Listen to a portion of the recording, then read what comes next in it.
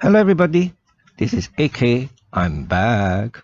So I had a very good morning and I sank many enemy warships and I got quite a few things done in my games. And when I took a break, I went to the banks.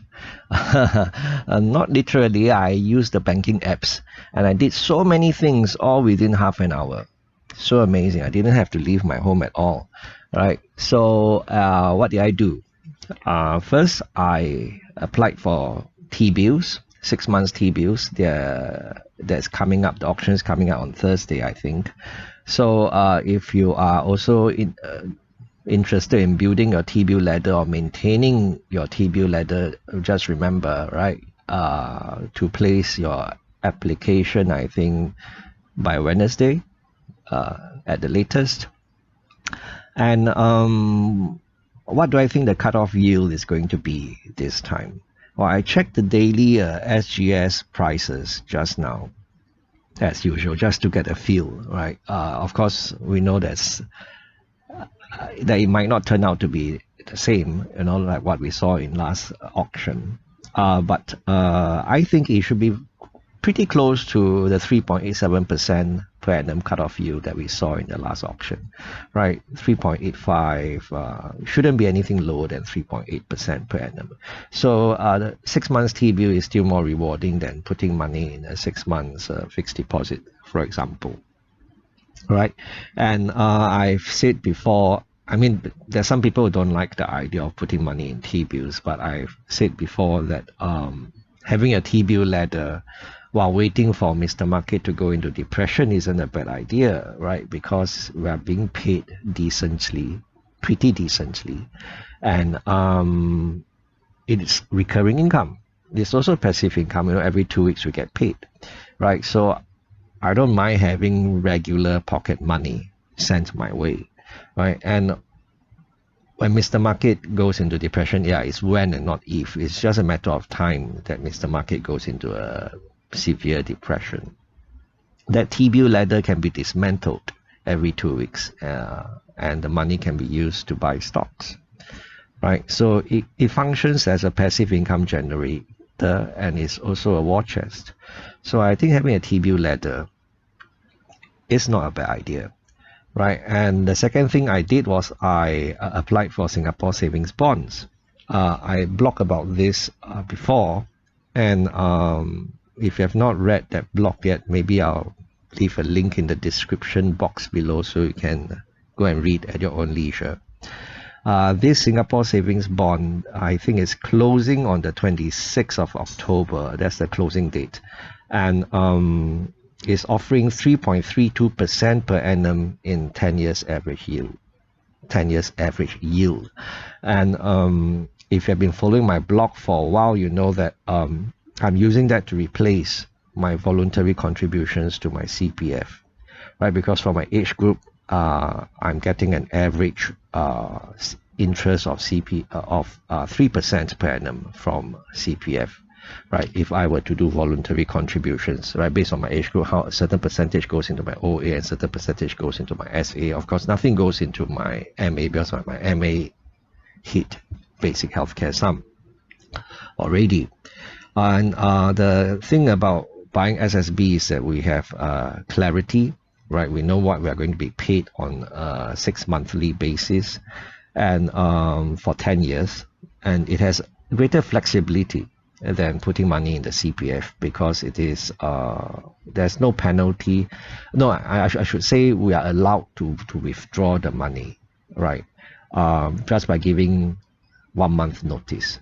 Right, if we ever need the money. Well, it's not exactly 1 month notice. Basically, we have to make the application 4 working days before the end of the month, and then we'll be paid in the following month.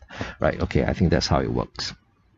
So it has greater flexibility. The only problem is that the interest doesn't compound, right? We are being paid every 6 months. It's a coupon that's being paid every 6 months. So for people who have yet to hit full retirement sum in their CPF SA, I think the a better idea, if I were in their shoes, the better idea is to simply top up the special account, because that pays 4%. I mean, now it's 4.04% per annum, right? Risk-free, volatility-free, just like the Singapore savings bond, right? So that's another option to consider, because if you have not hit the full retirement sum yet, I think you might want to consider hitting that full retirement sum, because once you hit that full retirement sum, the interest that you earn on a yearly basis, seriously, it will just automatically hit or exceed the yearly increase in the full retirement sum. So you don't have to worry about it anymore after that, right? Of course, I've been blogging about this back in the day when it was called the minimum sum, right? I've been blogging about this since I think 2012, 2011, something like this. So more than 10 years. And people who have done it, I mean, regular readers, long-time readers of my blog who have done it would tell you that it has been very rewarding, and it's peace of mind. It's priceless, right? So, but if we have already hit the full retirement sum and we want some flexibility, and we are thinking of doing voluntary contribution, then SSB does the job, right? And what we want to understand is that when we have money in the CPF special account, although the people say, oh, but money is there, we can't touch it, we can't use it. Well, it's still our cake, but we just can't eat it yet. But we'll get to eat it one day. It's as simple as that. Right? And the money inside will grow 50% every 10 years. That is compounding. 100K becomes 150K after 10 years, and the 150K will become 225K after another 10 years. So that's the beauty of compound interest. Okay, so another thing I did was to top up my CPF medisave account, right? And then some people say, oh, why isn't your CPF medisave account maxed out already, or basic healthcare, some not allowed to top up anymore? Yeah, but then NTUC income deducts every year a sum of money from my medisave account to pay for my HNS, my private shield plan. And so it's in the month of October, and I try to remember to do a top up in October after that they deduct the money, but sometimes I forget, right? But you know, the MA pays 4% per annum as well, risk-free, volatility-free, so why not?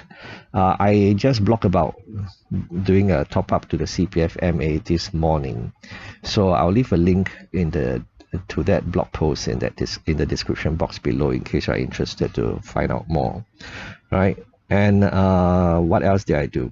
Okay, I have a fixed deposit that matured, and I rolled it into another 6 months fixed deposit this morning. Fixed deposit, of course, is something that I've been doing for so many years. It's become a habit, and I'm just keeping things simple, okay? Because the fixed deposit pays only like 3.45% per annum, compared to T-bill is a lot less. But the nice thing about fixed deposit is it's easy to break. So if I ever need the money, it's easy to break. I don't have to sell it like a T-bill, and I might not get the same value as what I paid, right? There is risk. When you apply for T-bill, there's actually a warning, right? That, you know, if you should do early, if you sell it before it matures, there is a risk of losing my money, that kind of thing. So fixed deposit is comforting in a way, because you know what you are getting up front, and you know that it's easy to break. You can get back your money easily, right? So if you break the fixed deposit today, you get back your money today. And that is something else that the SSB Singapore savings bond pales in comparison to fixed deposit, because fixed Singapore savings bond, you don't get your money back on the exact same day. You have to wait to get your money back in the next month, right? So fixed deposit in that sense works very well as an emergency fund, as a tool to store our emergency fund, right? And it's also a fairly good tool to store money meant for our war chest, right? So simply because it's easy to get the money back, right? And but of course, I'm not saying that SSB is not good, but SSB is also a fairly good option, right? So, I mean, there are so many options available to us, and we just have to know which tool to utilize, right? As long as we're comfortable with the idea, as long as it works, well, it works, okay? And what else did I do today? Oh yeah, I paid my credit card bill. Only one credit card. In my retirement, like I said, I try to keep things simple. I just I canceled all my other credit cards. I only have one credit card now, and literally the name is called One Card, right? So I only have one card, and I paid my credit card bills, and I did everything that I just said just now, everything online, and using the banking apps, right? DBS, OCBC, UOB, just using the banking apps. I did everything that I just said online. Yeah, so the thumbnail says it all. DBS, OCBC and UOB, what would I do without you guys? Right, so that's all for the update today. If AK can talk to himself, so can you. Bye bye.